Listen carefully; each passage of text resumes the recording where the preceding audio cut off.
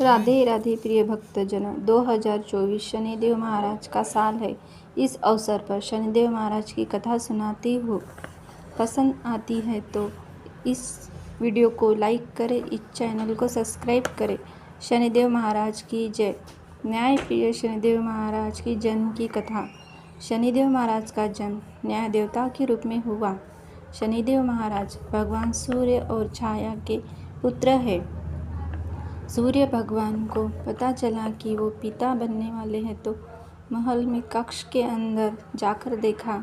शनिदेव महाराज सोने के पालना में सुंदर सा मुख, सावला सलोना घुंघराले बाल। सूर्य भगवान उन्हें देखकर प्रसन्न हुए। उन्होंने आशीर्वाद दिया, तुम्हारी दृष्टि से कोई बच नहीं पाएगा।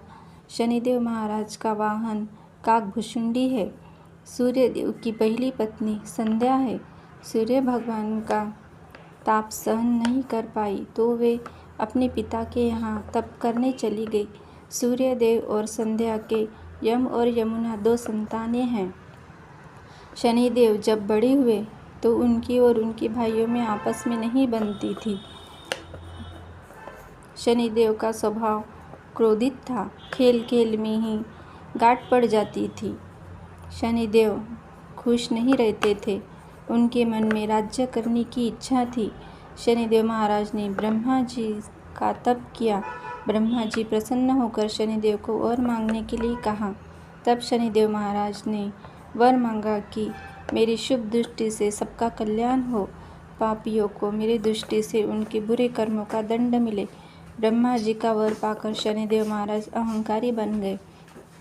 उन्होंने अपने भाइयों का राज्य अधिकार छीन लिया। भाइयों ने अपने पिता को सारी बातें बताई।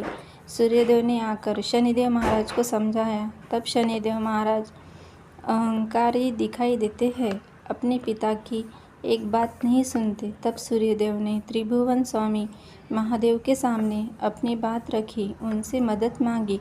तब महादेव ने शनिदेव को समझाया। तभी शनिदेव महाराज उनकी भी नहीं सुन रहे थे, अपने अहंकार वश में अंधे हो गए थे।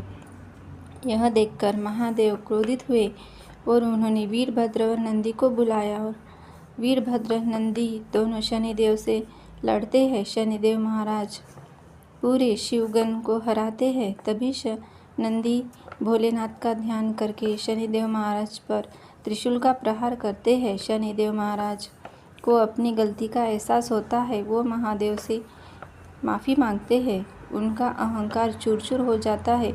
महादेव प्रसन्न होकर शनिदेव को वर देते हैं, कलयुग में तुम्हारी जय जयकार होगी।